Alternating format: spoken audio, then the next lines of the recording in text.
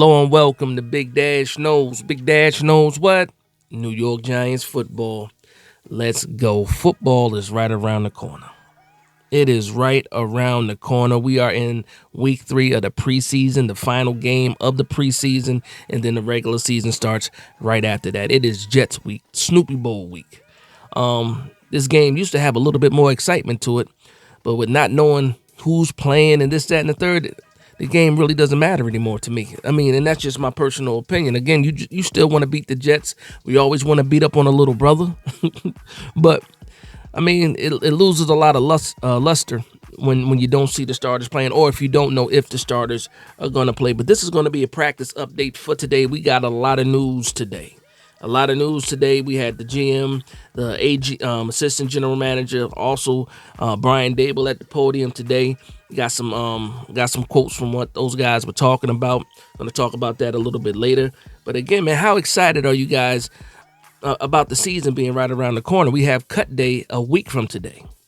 And it looks like the New York Giants are going to be active in the waiver wire after the 53-man cut down. But just want to get into some of the injuries today because there is a laundry list of injuries. First one I want to start off with is Micah McFadden, confirmed that it's a groin injury. It's not a hip, it's a groin injury, and it's week to week. The dreaded words of week to week. The thing about week to week is saying we really don't know when the guy's going to be ready. Week to week. And the funny thing about it is I'm thinking, like, could it be possible to put Micah McFadden on the PUP list? And I thought about it, and I think about all the rest of the injuries in the linebacker room, the interior linebacker room, and I don't think you can afford to put Micah McFadden on the PUP list now that I'm thinking about it. You have Deontay Johnson injured. I believe, what's his name? Mike Adams. Is it Mike Adams, the other linebacker? He's injured. So now you're looking at Bobby Okereke, Darius Muasau, Darian Beavers as your, middle linebacker options.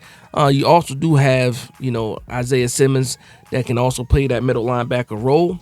But, they had other plans for Isaiah Simmons. But let me get back into these injuries. So Micah McFadden out week to week. Don't know when exactly he's going to come back. John Runyon with the shoulder out, but Brian Dable said he's close, to getting back in there. We did see Drew Lock and Drew Phillips come back today. Limited practice. Carter Coughlin, another interior linebacker, came back today. Dante Miller back but limited today. Tracy back but limited today. That's Tyrone Tracy. And then guys that are out are Deontay Johnson, Michael Adams, linebacker. Cordell Flott still out. Don't know what's going on with him. Lawrence Cager out, Gunnar Olszewski out, Javarius Owens out. And if I missed anybody, please let me know. But it's a laundry list of guys on this injury list, just to share some of that news. Now, other news in regards to the Giants.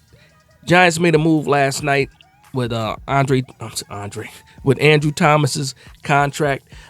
They were able to convert some of his contract into bonus money. So with that move, they created about $3.3 million in additional cap space. I believe they turned $4.1 million into a bonus for Andrew Thomas. And that moved the cap space overall to about $18 million for the New York Giants. And you wonder why they made the move now. You got speculation about possibly trying to get a cornerback signed off the market. I've seen tweets about, the top cornerbacks that are still available on the market. There are some names out there. I'm curious to see what the New York Giants do.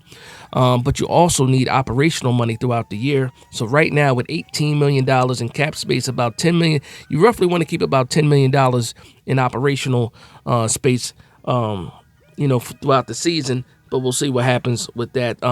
We had a cut. We had a waive.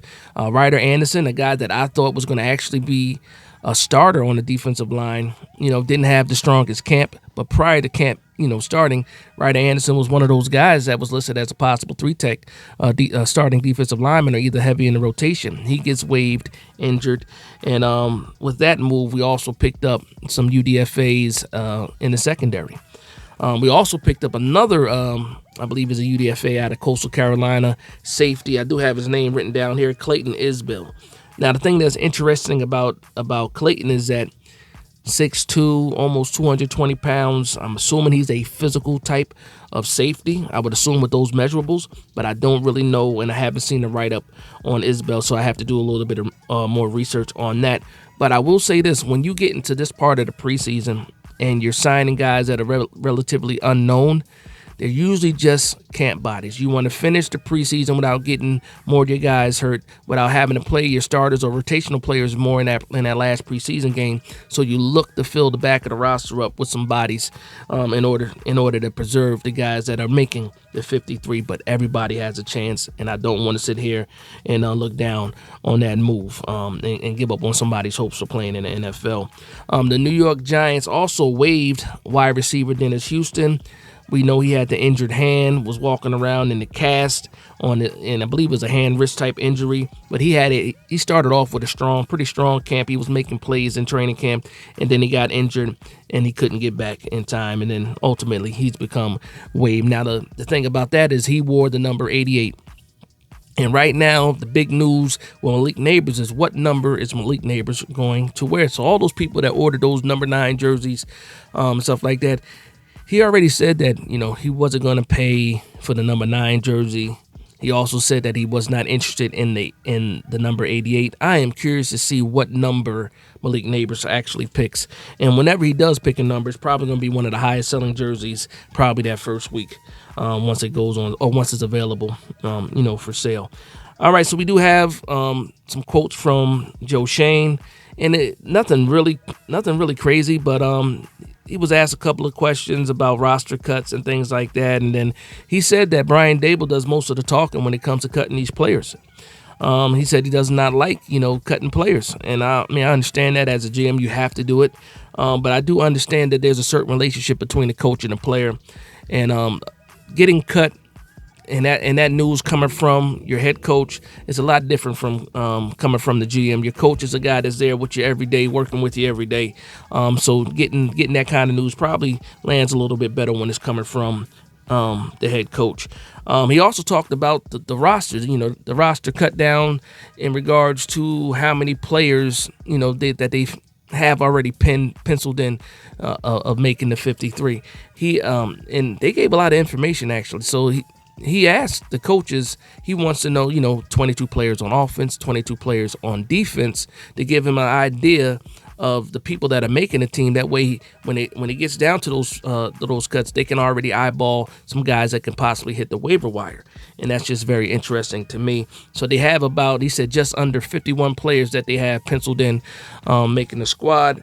And again, they're leaving some space for the waiver wire. So that's interesting news. That's nothing new, but there's just some interesting news letting that information out on how they on that process and how they do things.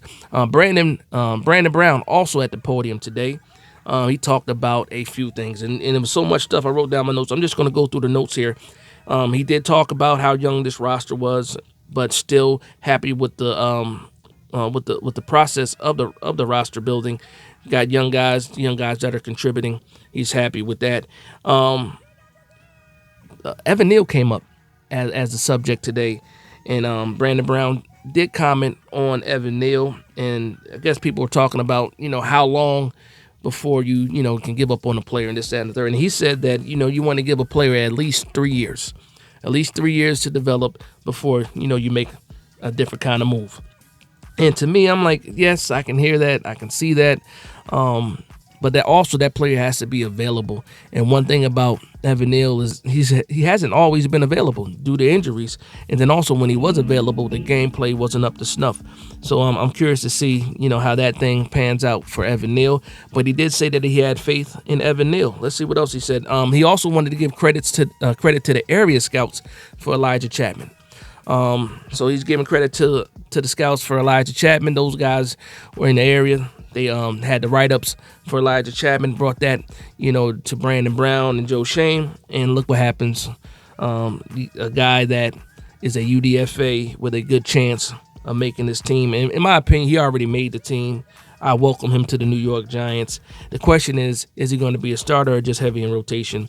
We'll see what happens with that. He did say that the coaches adopted the philosophy of Joe Schoen, where the best player, no matter where they came from, is going to play. And to me, that's football 101. Best players should play. I understand contracts play a role, and we saw that with them trying to force Evan Neal as the starter, even though he was hurt, and even though you had a better right tackle option in the building. That thing, pretty much worked itself out with Neal not being healthy enough to come back, and Illuminor being able to take that right tackle and hold on to it. Let's see what else I have here. He also talked about the waiver wire, said the team will be aggressive on waiver wire claims. The quote of the day from Brandon Brown is getting a lot of getting a lot of play is this. He was asked if the New York Giants were in the quarterback market, right now. And he pretty much said, no, we're not in the quarterback market. The QB room are those three guys, and they are the plan. They are the plan. So, of course, you probably won't get a lot of heat and see a lot of clips, or not a lot of clips, but a lot of tweets about that comment right there. But what do you expect the man to say? He is the assistant general manager. It is not his boat. He is was he the skipper? Is he the skipper? I don't know how that thing goes with the captain and the skipper, right? No, he's not the captain of the boat. He's the skipper, I think. If that's how that stuff goes, you guys can correct me in the comments down below. All right, so lastly, Brian Dable. Brian Dable, again, he started off with that long laundry list of injuries and updates to guys that were coming back. I went over that in the beginning. He did say for Evan Neal and John Michael Schmitz, they will ramp up this week as far as practice goes, so I'm expect them to be live action tomorrow against the Jets. He also said that the CB2 spot is still open. So with Flop being injured, now you have Trey Hawkins getting some shine. You have Nick McLeod getting some shine. That spot right now is wide open. Some of the veteran free agents that we signed have a chance as well. They tried Darnay Holmes at outside cornerback. We saw that in the past two preseason games. Spot is open right now, and that's where a lot of people think that money, or that the move that they made to create some more cap space, that is going to the cornerback position. Reiterated about John Runyon, being out today, but he's very close is what he said. That's his words, that John Runyon is close to getting back. We need John Runyon back now. He commented on the big hustle play by Elijah Chapman in the preseason game. Said it was a great play. He's looking forward to the joint practice with the Jets. Has a lot of respect for Aaron Rodgers and those guys in the secondary over there. Going to give them some good looks. But the thing that got me the most is that he has not decided on whether or not the starters are going to play against the Jets this week. And for me, and hopefully a lot of people out there, watching, you really want to see these guys go out there and get some more reps together. Talking about the first team offense for sure. You want to see these guys continue to grow. You want to see these guys get this rep, get this chemistry. We did not have the best showing against the Texans, or I should say Daniel Jones didn't have the best showing against the Texans. Offensive line did pretty well. The run game looked good too. The wide receivers, quarterback chemistry needs to get stronger. So in my opinion, even though you might have a strong practice against the Jets tomorrow, physical practice against the Jets tomorrow, I think that you still need to run those guys out there. Maybe not for the first half, maybe for the first quarter, or at least a couple of series, just to build some more chemistry on what we were doing in the second quarter of the Texans preseason game. So outside of that, I had a little bit of practice notes, not a lot of practice notes, but I will say this, guess what? And I said it in the previous video. I said it didn't take much for Nubin to get some first team reps. And today you saw that he was with Jason Pinnock, the first two safeties, getting reps today. So Pinnock and Nubin, 2 weeks before the season starts, you have Nubin and Pinnock as your safety tandem. Tommy DeVito got one snap as the second string quarterback. But after that, you didn't see him again working with the twos. Drew Lock did work and practice with the twos today. No surprise there. They did work on the no huddle today. And then also it was going into the half type scenarios that they were working with. So all that 2-minute drill, 1-minute drill type thing, no huddle, quick play is what they worked on today in practice. And you saw that practice session end with an interception from Daniel Jones, and then it was Newman. They ended up getting the interception. The way that they explained the game, I believe it was Pat Leonard explained the play. I'm sorry. The way that he explained the play was pretty much plays broken, would have been a sack anyway. Daniel Jones threw up a prayer in the end zone, and it got picked off by Tyler Newman. So that's the practice notes that I have. I did see some notes about Elijah Chapman and had an interview or answer some questions with the media after practice. And just one quick note that he had that I thought was pretty good is that he also had a tryout with the Seattle Seahawks. At the time that he had that tryout with the Seattle Seahawks, he knew he had a tryout with the New York Giants as well. But the Seahawks had a chance to get him first, and they said that he didn't quite fit, or he didn't quite have the length that they were looking for, and they decided not to sign him. He got here to the New York Giants. New York Giants, did a good scouting job on him. They knew what his quality was. Even though he's a shorter person, the strength is undeniable, plays with leverage, and the motor is absolutely there, and the guy is strong as hell. And one thing that he also quoted was that Andre Patterson said he was not afraid of Elijah Chapman's height at all. He's worked with guys that were short in the past as well. But that's going to be the practice update for today.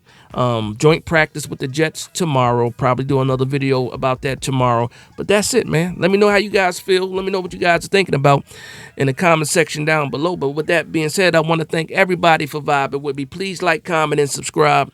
And for one Giants fan to another, this is Big Dash Knows, Big Blue Nation. Let's go.